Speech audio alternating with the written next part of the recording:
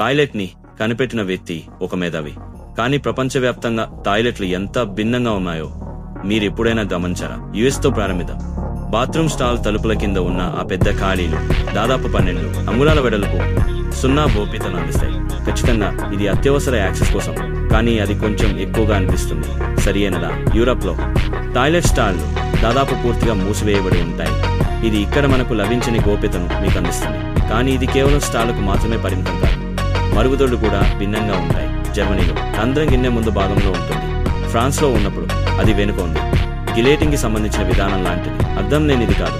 నేరుగా విషయానికి, ఉసలో మేము సైఫోనిక్ టాయిలెట్లను ఉపయోగిస్తాం.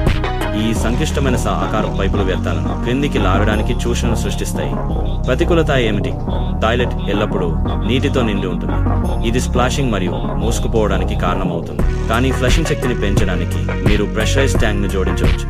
యూరప్ లో వారు ఎక్కువగా వాష్ డౌన్ టాయిలెట్లను ఉపయోగిస్తారు. ఇది